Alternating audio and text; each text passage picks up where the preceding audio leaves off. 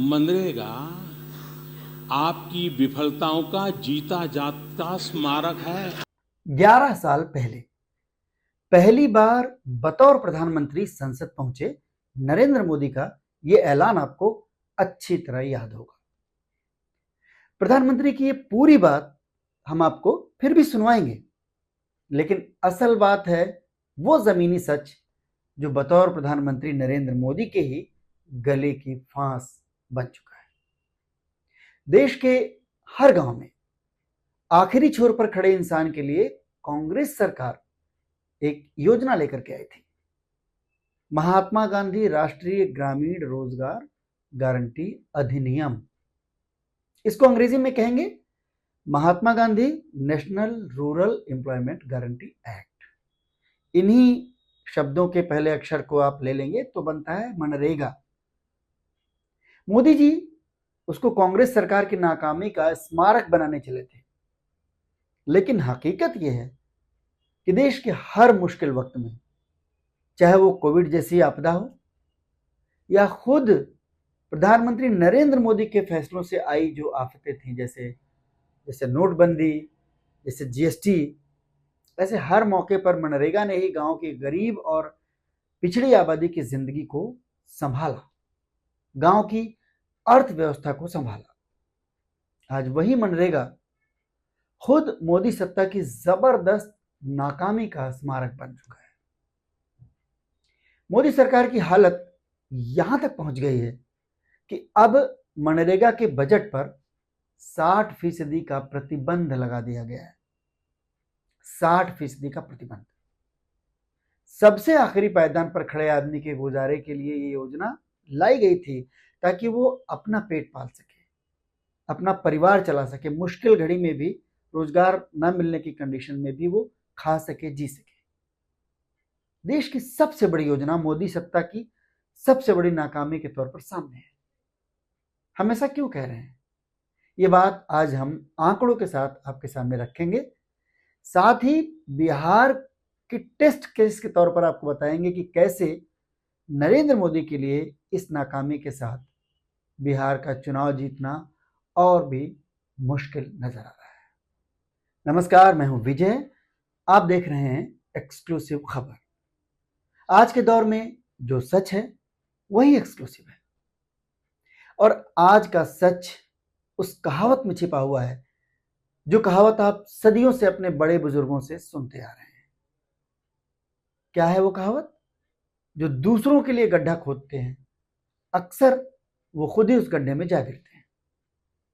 मौजूदा मोदी सत्ता के साथ भी कुछ ऐसा ही होता दिखाई दे रहा है। मनरेगा पर पहली बार केंद्र सरकार ने खर्च की सीमा पर पाबंदी लगाई है। पहली बार केंद्रीय ग्रामीण विकास मंत्रालय ने इस वित्तीय वर्ष, यानी कि जो अभी शुरू हुआ अप्रैल में, 1 अप्रैल 2025 से 31 मार्च 2026 के बीच, इसकी पहली छमाही, जो पहले 6 महीने मनरेगा के तहत जो रकम खर्च होनी है वो कुल सालाना बजट के 60% तक ही होनी है, उसको 60% पर सीमित कर दिया गया। यानी कि सितंबर महीने तक सिर्फ 60% रकम ही मिलेगी। अभी तक मनरेगा के खर्च की कोई सीमा तय नहीं थी। अभी तक ये ऐसे चलता था कि जितनी मांग है, जितनी जरूरत है उसके हिसाब से फंड दिया जाता था। मोदी सरकार की मुश्किल का एक बहुत मोटा अंदाजा आप इस तरह से लगा सकते हैं कि बिहार में सितंबर के बाद चुनाव होने हैं, लेकिन चाह कर भी मोदी सत्ता मनरेगा के नाम पर लाभार्थी तक नहीं बढ़ा पाएगी, जो कि मोदी स्टाइल ऑफ पॉलिटिक्स का एक बड़ा फार्मूला है, और मोदी सत्ता का वजूद ही लाभार्थियों पर टिका हुआ है। यानी सरकार के पास मनरेगा के तहत ग्रामीण इलाकों में लोगों को देने के लिए ना ही जरूरत के मुताबिक काम है और ना ही पैसा। सरकार बजट को सीमित कर रही है तो जाहिर है कि ग्रामीण इलाकों में गरीब जनता की जिंदगी और मुश्किल हो जाएगी। जब ये पाबंदी नहीं थी तब मनरेगा की क्या हालत थी? सरकार के बड़े बड़े दावों के बाद भी 21,000 करोड़ की देनदारी बकाया है। इस बकाये में बड़ा हिस्सा मजदूरी का ही है, इसलिए आपको सिर्फ मजदूर और मजदूरी का ही हिसाब बता देते हैं, आपकी समझ में आ जाएगा। उसके बाद आप ही तय कर लीजिएगा कि ये मनरेगा कांग्रेस सरकार की नाकामी का स्मारक है या ऐसा कहने वाले प्रधानमंत्री नरेंद्र मोदी की नाकामी का स्मारक है। सबसे पहले तो आप मोदी जी के जो डबल इंजन वाले राज्य हैं, मतलब जिन राज्यों में बीजेपी एनडीए की सरकारें हैं, उसमें मनरेगा के तहत एक दिन की मजदूरी यानी दिहाड़ी क्या मिलती है ये जान लीजिए। और गैर बीजेपी वाले राज्यों या ऐसे कह लीजिए कि जहां पर कांग्रेस और इंडिया गठबंधन की सरकारें हैं, वहां पर मजदूर को मनरेगा में दिहाड़ी क्या मिलती है, ये दोनों फर्क को जरा समझ लीजिए। कांग्रेस की सत्ता वाले तेलंगाना और हिमाचल प्रदेश में मनरेगा की दिहाड़ी है 300 रुपये। तो कांग्रेस के ही राज्य कर्नाटक में ये मजदूरी 349 रुपए है। लेफ्ट के राज्य केरल में 346 रुपए और डीएमके वाले राज्य तमिलनाडु में 319 रुपए। ममता दीदी के बंगाल में हालांकि बहुत कम है, सिर्फ 250 रुपए। लेकिन ये जो ममता दीदी के राज्य में जो कमी है वो सारे जो गैर बीजेपी राज्य हैं उनकी तुलना में सबसे कम है। अब मनरेगा की यही मजदूरी बीजेपी या एनडीए के शासन वाले राज्यों में देख लीजिए। तो चलिए शुरुआत चुनाव वाले राज्य बिहार से ही कर लेते हैं। बिहार में मनरेगा के एक मजदूर की दिहाड़ी सिर्फ 245 रुपए है, यानी ममता दीदी के बंगाल से भी कम। बीजेपी सत्ता वाले मध्य प्रदेश में तो 2 रुपए और कम हो जाते हैं, यानी 243 रुपए। और उत्तर प्रदेश आते आते उत्तर प्रदेश में ये 237 रुपए पर आ जाती है मजदूरी। हाँ, हरियाणा अपवाद है, वहां पर 350 रुपए से भी कुछ ज्यादा है वहां पर दिहाड़ी। मनरेगा पर खर्च की पाबंदी उस वक्त लगाई गई है जबकि एक्सपर्ट भी सलाह दे रहे हैं कि मजदूरी बढ़नी चाहिए और रोजगार गारंटी के दिन भी 100 से बढ़ा करके 200 दिन कर देना चाहिए। कम से कम 150 दिन तो कर ही देना चाहिए। लेकिन 100 दिन भी सरकार काम देने की स्थिति में नहीं दिखाई दे रही है।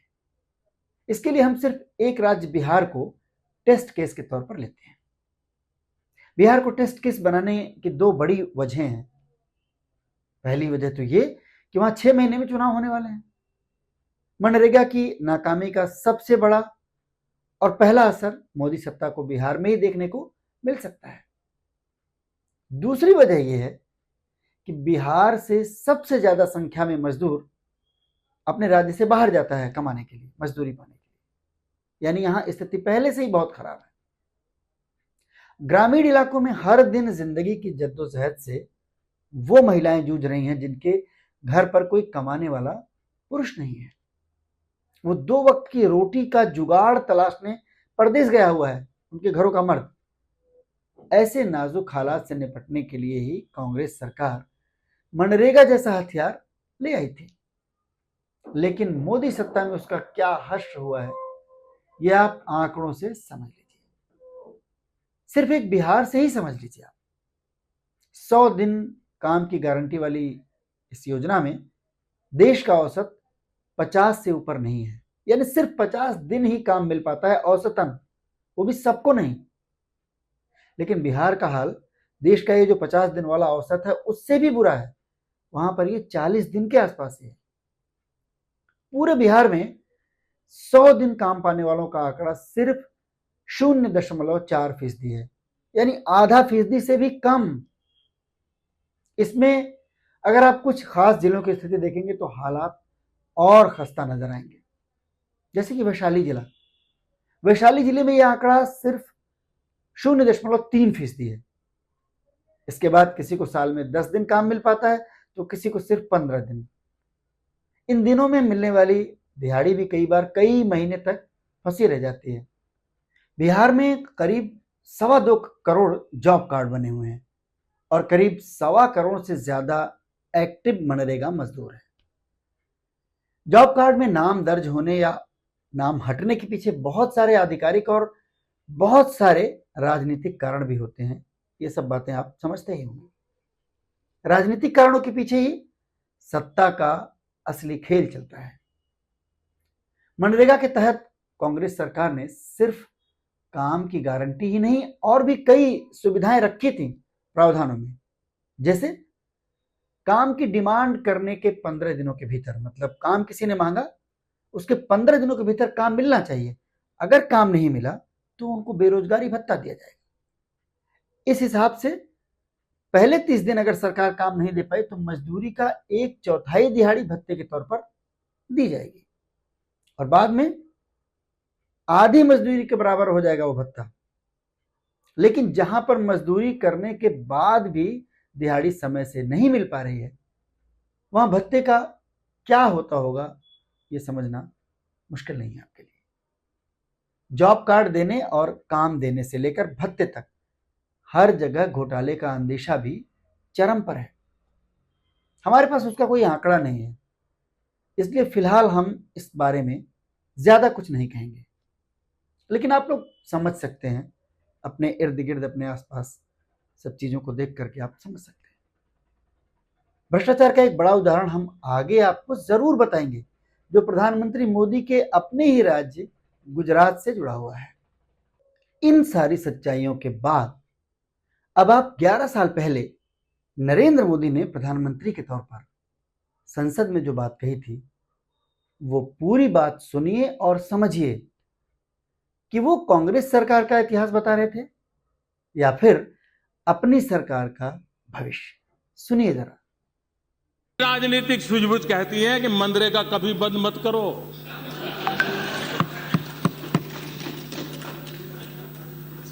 मैं ऐसी गलती नहीं कर सकता हूं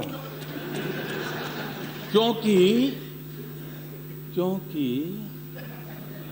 मनरेगा आपकी विफलताओं का जीता जागता स्मारक है। आजादी के 60 साल के बाद आपको लोगों को गड्ढे खोदने के लिए भेजना पड़ा।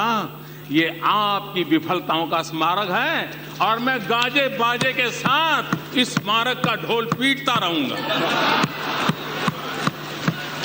दुनिया को बताऊंगा कि ये गड्ढे तुम खोद रहे हो, उन 60 साल के पापों का परिणाम है।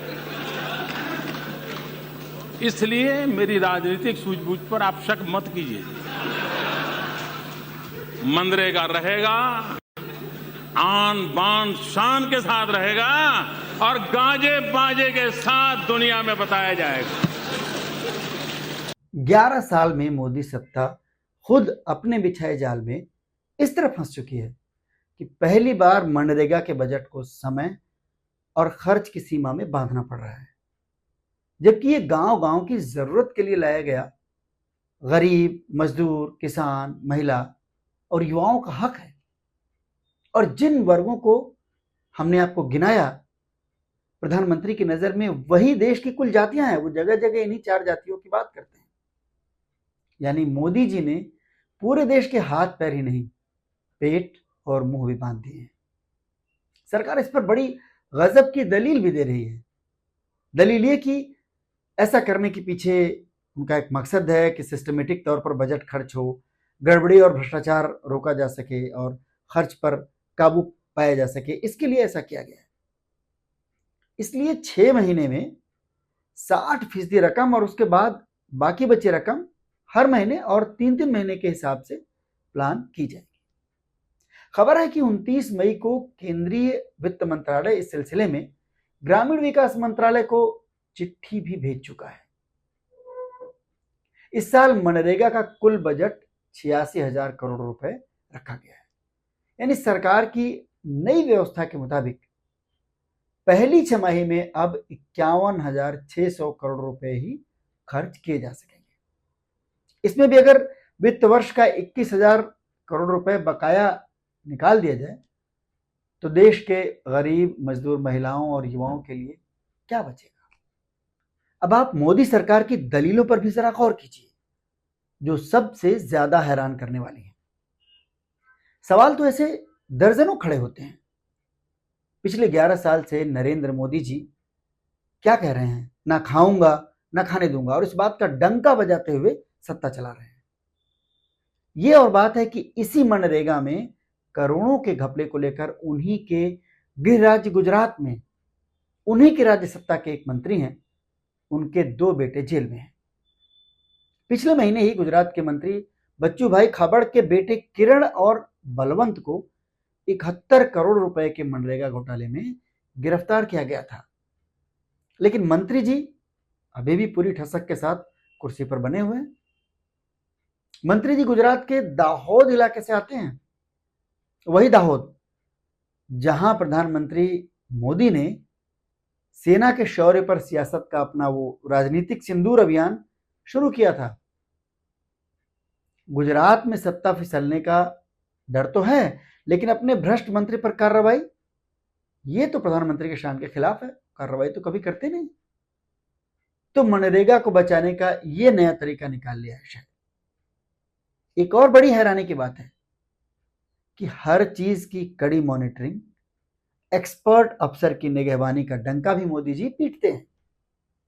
इसी बिना पर पिछले दरवाजे से, जिसे लेटरल एंट्री भी कहा जाता है, वो पिछले दरवाजे से मोदी जी सैकड़ों प्राइवेट सेक्टर के लोग भी ब्यूरोक्रेसी में ला चुके हैं।